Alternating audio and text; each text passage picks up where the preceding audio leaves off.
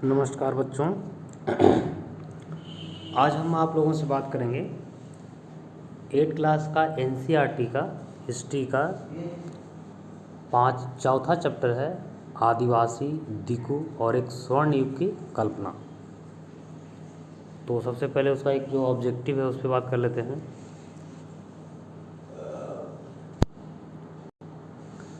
तो इसका पहला है, अंग्रेज़ों ने आदिवासियों को जंगली के रूप में वर्णित किया है। किस रूप में वर्णित किया है?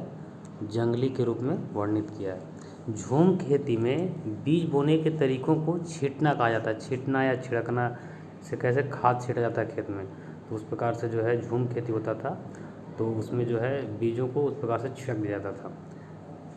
मध्य भारत में ब्रिटिश भूमि बंदोबस्त के अंतर्गत आदिवासी मुखियाओं को भूमि का स्वामित्व मिला था। देखिए, उसको जो है भूमि का स्वामित्व जो है मुखिया को ही मिला था, लेकिन जो शासकीय कार्य थे वो उसके कंट्रोल में नहीं थे, वो जो है अंग्रेज़ों के कंट्रोल में थे। नेक्स्ट है, असम के चाय बागान और बिहार की खादानों में काम करने के लिए आदिवासी जाने लगे। यानी कहने का मतलब है कि जब स्थिति उन लोगों का ख़राब हुआ था तो जो है काम करने के लिए इन जगहों पे जाने लगे थे। तो अब किताब जब पढ़िएगा बारीकी से तो ये सब चीज़ों का आंसर आपको मिल जाएगा। फिर सही गलत है इसको भी देख लीजिए। जैसे झूम काश्तकार का मतलब किसान, ध्यान रखिएगा। झूम काश्तकार, ये भी बता दूं आपको, झूम का मतलब होता है, झूम खेती का मतलब होता है कि खेती से जंगल को साफ़ करना, फिर उस जंगल की लकड़ी को जला देना और उस जगह पे खेती करना। फिर एक साल खेती किए, फिर उस जगह को छोड़ दिए, फिर अगले साल दूसरे जगह पे इस प्रकार से काम करना। तो यानी कि अस्थायी रूप से इस प्रकार से जो खेती किया जाता है उसी को झूम कृषि कहा जाता है। आप किताब में पढ़िए, उसको जरूर समझ में आ जाएगा। तो झूम काश्तकार ज़मीन की जुताई करते हैं और बीज रोपते हैं। नहीं, बीज को रोपते नहीं थे, वो क्या करते थे, बीज को छिड़क देते थे। व्यापारी संथालों से कृषि कोष खरीद कर उसे 5 गुना ज़्यादा कीमत पर बेचते थे। लेकिन हाँ, सही है, यहाँ पे जो है ये सही होगा। नेक्स्ट था, बिरसा ने अपने अनुयायियों को आह्वान किया कि वे अपने शुद्धिकरण करें, शराब पीना छोड़ दें एवं डायन जादू टोने जैसी प्रथाओं पर यकीन न करें। ये सही बात है कि इस प्रकार का जो है बिरसा मुंडा ने अपने अनुयायियों को इस प्रकार का आह्वान किया था। अंग्रेज आदिवासियों की जीवन पद्धति को बचाए रखना चाहते थे? बिल्कुल नहीं, वो तो उसकी परंपरा को जो है ध्वस्त करना चाहता था अंग्रेज। तो ये गलत हो जाएगा स्टेटमेंट। नेक्स्ट है, ये जो क्वेश्चन है, इन 4 क्वेश्चन, इसको हम चारों को बारी बारी से देखेंगे। तो पहला क्वेश्चन है ये, ब्रिटिश शासन में घुमंतु काश्तकारों के सामने कौन सी समस्याएं थी? यहाँ पे काश्तकार का मतलब समझिएगा किसान, है कि नहीं। तो ब्रिटिश शासन से पहले घुमंतु जो है किसान की ज़िंदगी जंगलों में बेरोक टोक आवाजाही और फसल उगाने के लिए ज़मीन और जंगलों के इस्तेमाल पर आधारित थी। यानी कहने का मतलब पहले जो घुमंतु किसान थे, काश्तकार थे, उनको कोई रोकने टोकने वाला नहीं था, क्या उगा रहे हैं, कहाँ आ जा रहे हैं, कोई रोक टोक करने वाला नहीं था। कब? ब्रिटिश के आने से पहले। लेकिन ब्रिटिश शासन में उनके लिए निम्नलिखित समस्याएं थी। क्या क्या था? तो पहला तो वन कानून लाया है उन लोगों ने।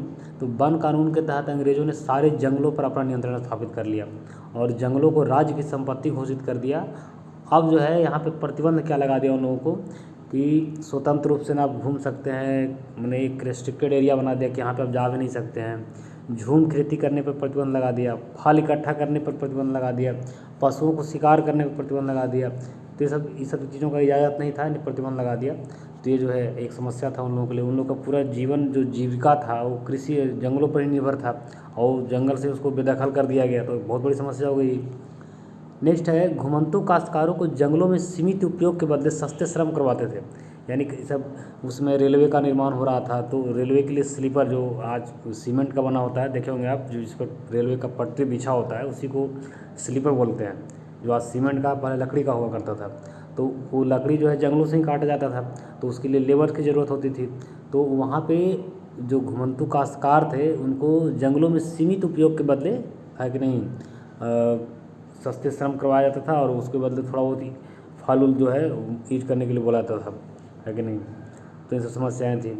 इसके अलावा और क्या समस्या था कि व्यापारियों और महाजनों ने आदिवासियों को कर्ज के कुचक्र में डाल दिया था। कर्ज के कुचक्र का मतलब कर्ज दे करके इसे उस पर लगान लगाया जाता था, लगान नहीं दे पाता था तो आदमी कर्ज लेता था। बहुत सारी तमाम चीज़ें थी कर्ज लेने के।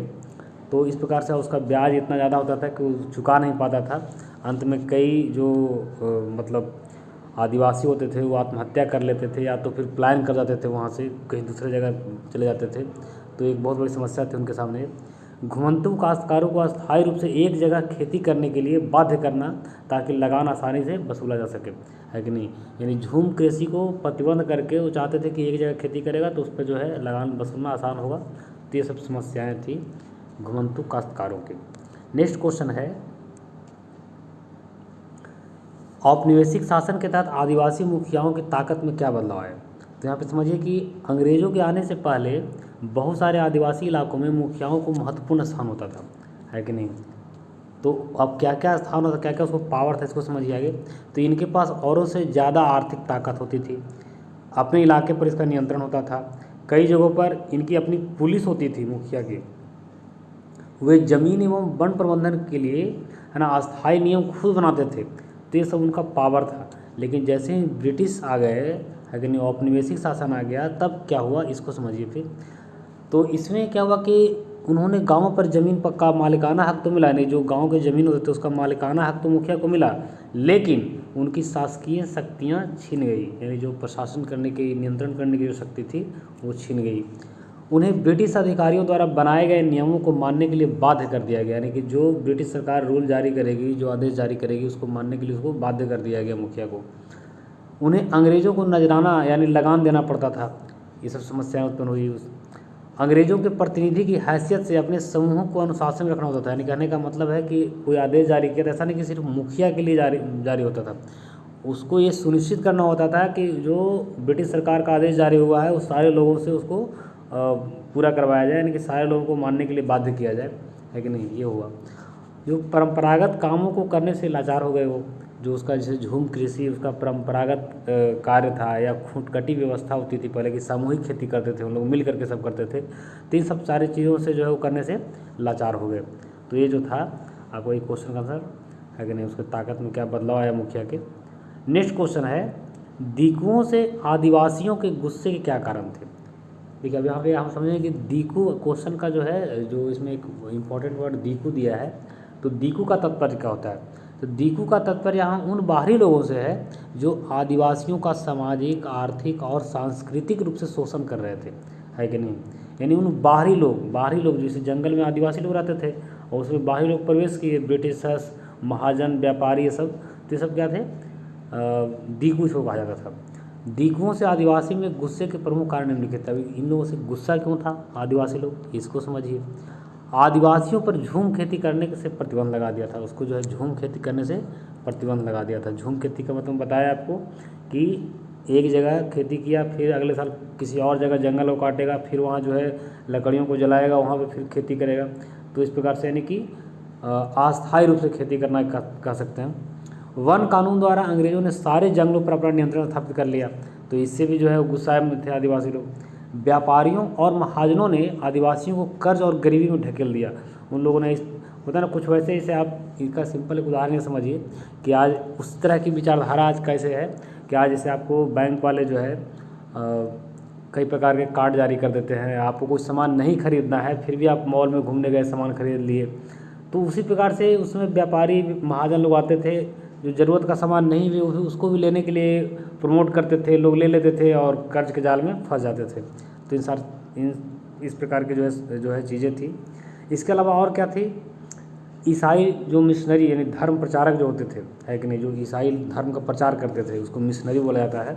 तो ईसाई मिशनरियों ने आदिवासियों का धर्म परिवर्तन कराकर सामाजिक व्यवस्था को नुकसान पहुंचाया। यानी इसे उसी के समाज के कुछ लोगों का धर्म परिवर्तन करवा दिया।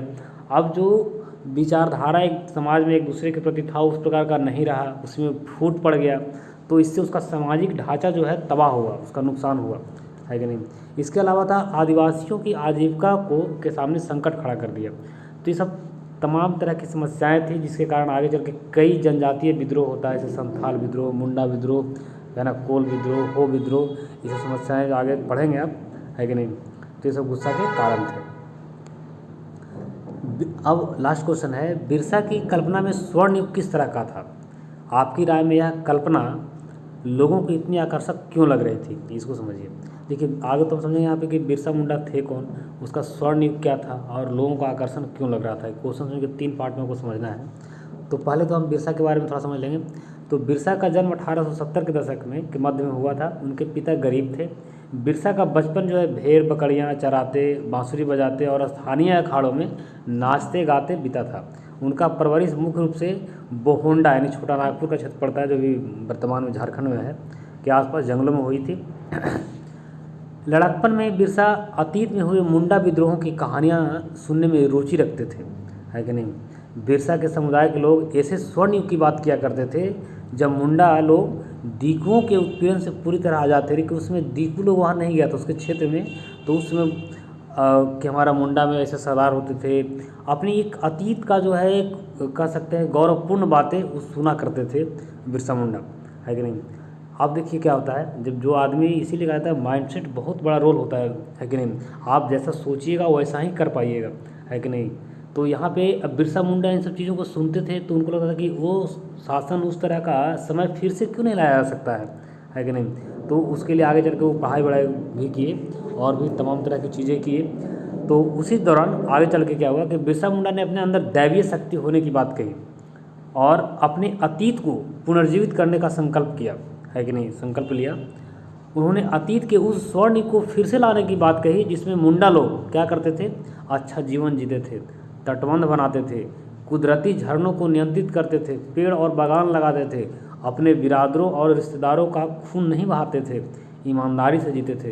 यानी इस प्रकार की बातों जो है लोगों के बीच बता करके कि हम अगर हमें आप लोग साथ दें तो हम उस प्रकार का युग फिर से ला देंगे और इन दीकुओं को यहाँ से भगा करके हम फिर से मुंडा राज स्थापित करेंगे।